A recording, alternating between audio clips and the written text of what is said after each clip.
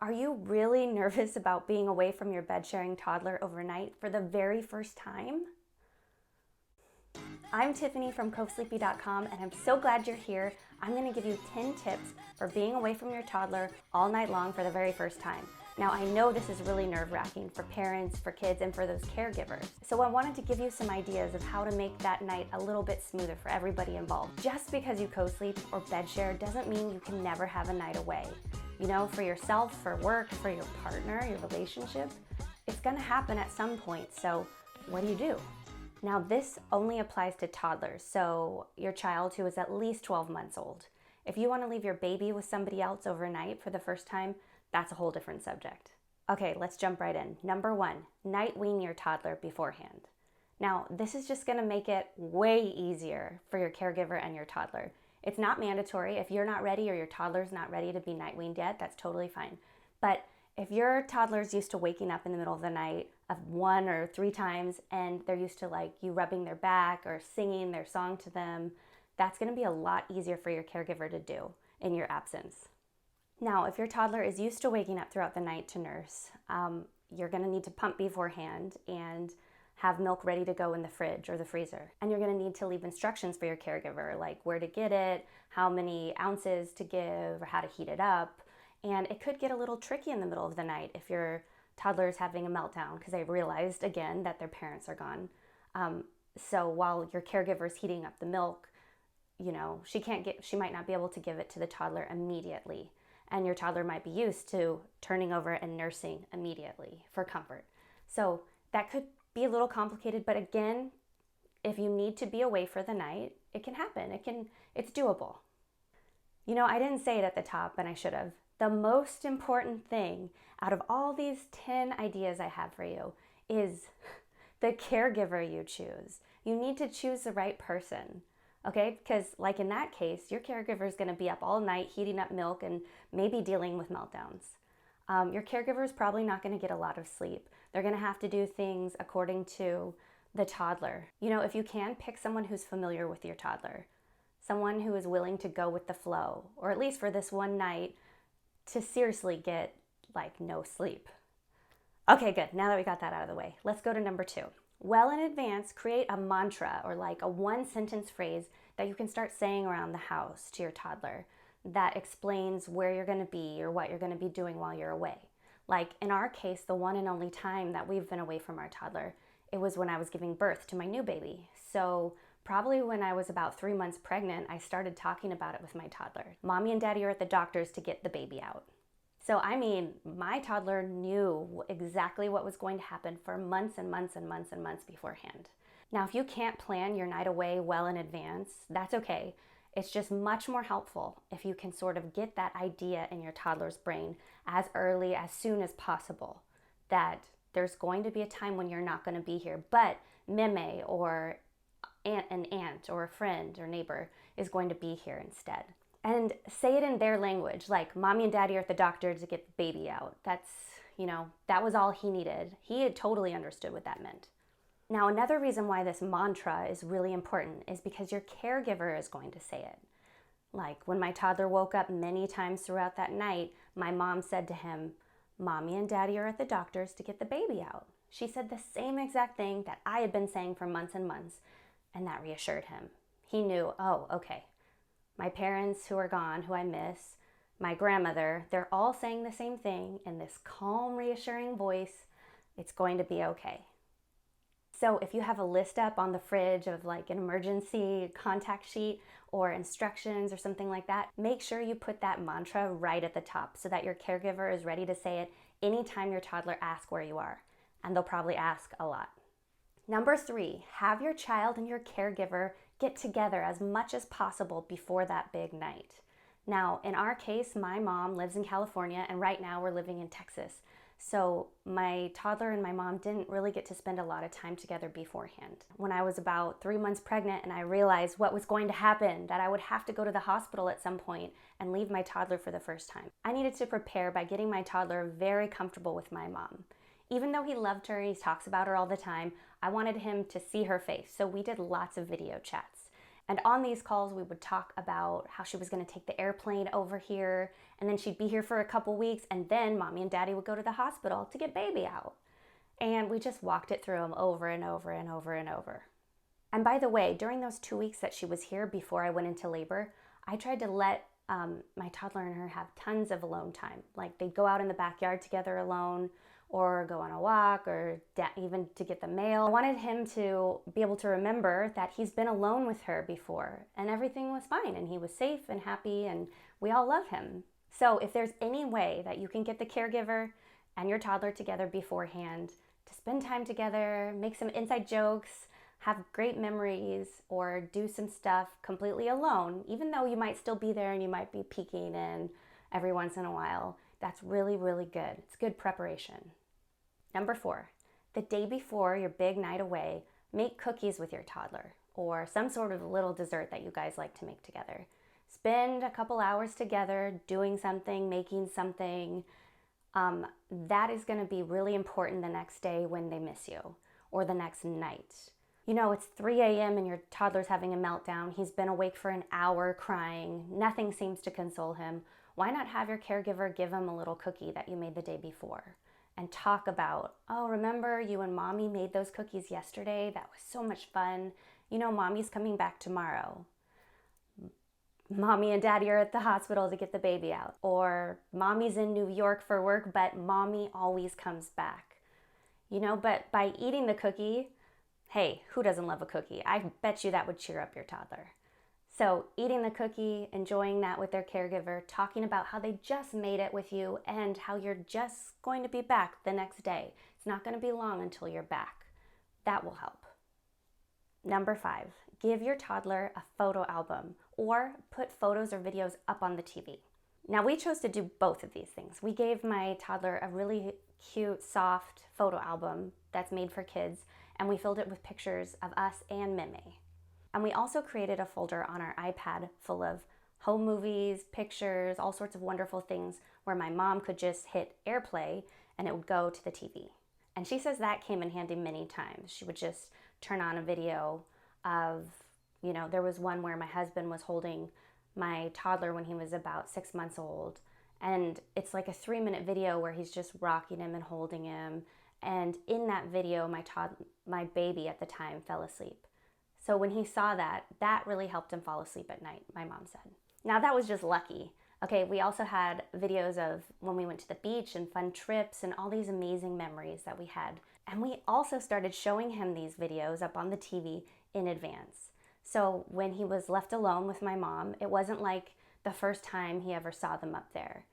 By watching them, he remembered, oh, I've watched these before with my parents sitting here on the couch. I'm safe, everything's okay. My parents will be back. So in my corresponding post that goes with this video, I'll link that photo album that we got, which is so soft he sleeps with it as if it's like a stuffed animal. But there's lots you can choose from. Just if there's some way you can put your faces, the caregiver's face, and his face around in advance, it's gonna remind him that these are people who love him and everything's okay.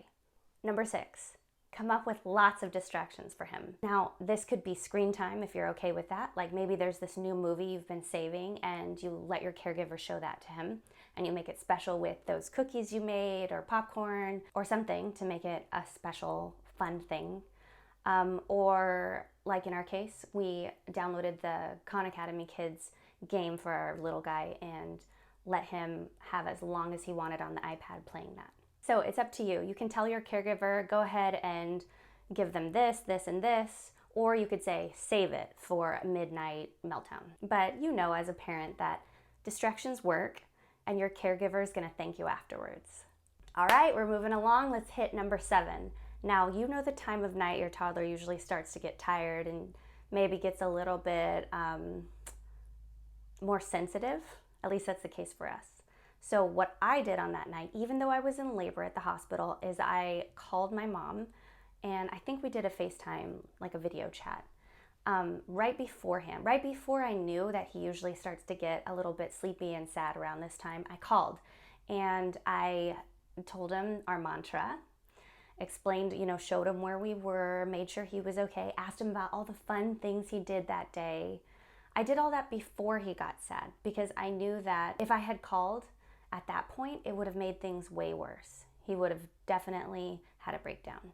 So hopefully they've been having a fun day with the caregiver, and then before they hit that brick wall, you call. And then later in the night, if there is a meltdown or a really hard, sad moment for them, the caregiver can remind them, hey, remember just a couple hours ago or earlier tonight, we talked to your mom and she was at the hospital or the hotel or whatever, and everything was fine. And remember you told her what we did at the park?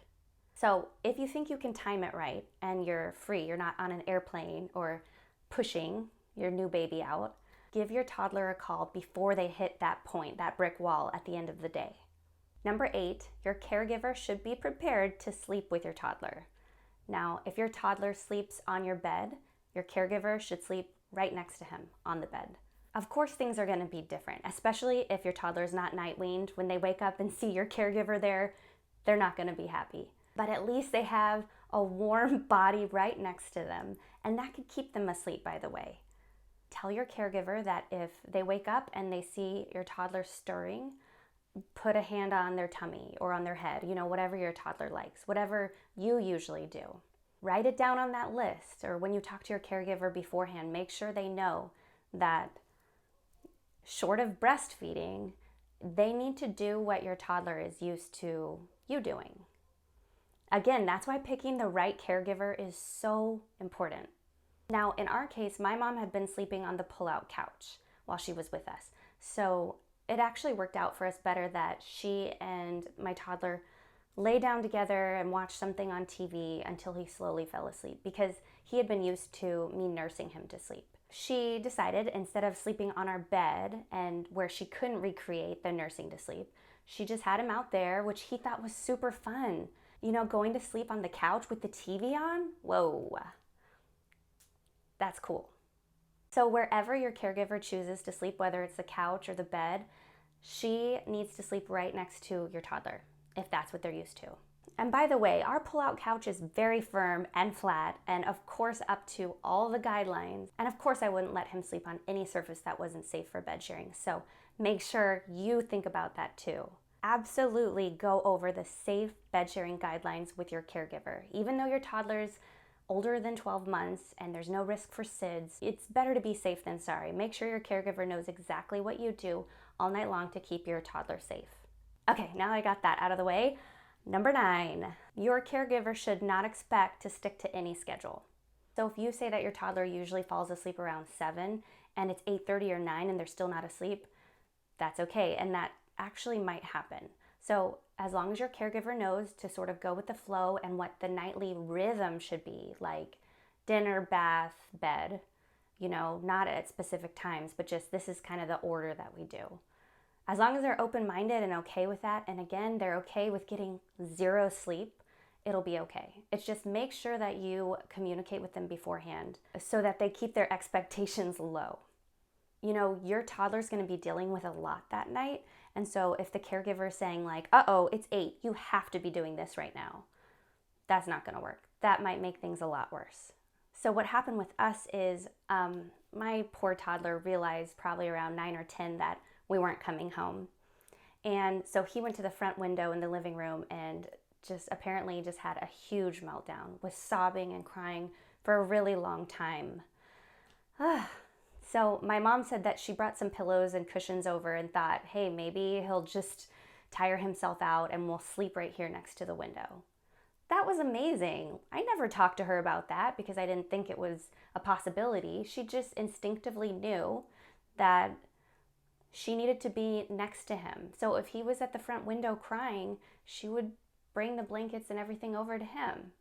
And this comes from a woman who has never bed shared with any of her children. So that just shows again how important your caregiver choice is. My mom's amazing, and even though she wasn't used to this and she didn't do it with her kids, she knew that's what we do, and it was really, really important to our toddler, her grandson, who she loved so much.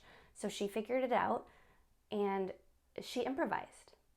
She even said that in the middle of the night, he woke up and was inconsolable, and so she turned on Frozen, which was one of those distractions. We said, go ahead, you can show them Frozen if you want. They watched the entire movie in the middle of the night, probably from like 3 to 4:30 a.m. And he didn't fall asleep. We all thought, oh, maybe he would at some point. No, he watched the entire movie. My poor mom got 0 sleep that night. But that's just why I picked my mom out of every human I know in the whole world to come here and be with us that night. The very first and only night we've ever left my toddler alone. We knew she was the one. Okay, number 10, last but not least, have so much fun stuff planned for the morning. As soon as they wake up, maybe you could have like a special breakfast prepared, like maybe you could have cinnamon rolls, like some special treat, or your caregiver can make pancakes with cookie cutters, like make special faces or designs or something. As soon as they're done with breakfast, they could get in the car and go somewhere, walk to the park, like just have stuff lined up. And if you can, give them a call first thing in the morning to say, how was your night? Guess what? I'm gonna see you in 3 hours. I'm getting on the plane right now. Isn't that so cool? You know, if they see your face and hear your voice and they have fun stuff lined up, they're not gonna remember how bad that night was and how much they missed you. They're gonna be thinking about the future and how excited they are to see you again. Now, some of these things might not work for you. I put this list together based on what happened with us and some research I did, but every family's different. Like maybe you realize that talking to your toddler might make them more sad, so you decide not to FaceTime or call. You might decide that all the pictures and the videos on the TV are gonna make them way more sad. Or maybe you buy them like a special stuffed animal or some toy beforehand and give it to them as you're on your way out. That's what they look at when they miss you. And your caregiver can remind them like, hey, look at your new train set. Like your mom loves you so much. Remember when she gave that to you? You know, I don't know. There's so many different ideas. But these are what worked for us. The pictures, the videos, distractions, like a special snack that they could have. The mantra was probably the most important thing for us, at least. And of course, my little guy was night-weaned. So at no point during the middle of the night when he was sad was he expecting to be comforted by nursing. So that was one less thing for my mom to worry about.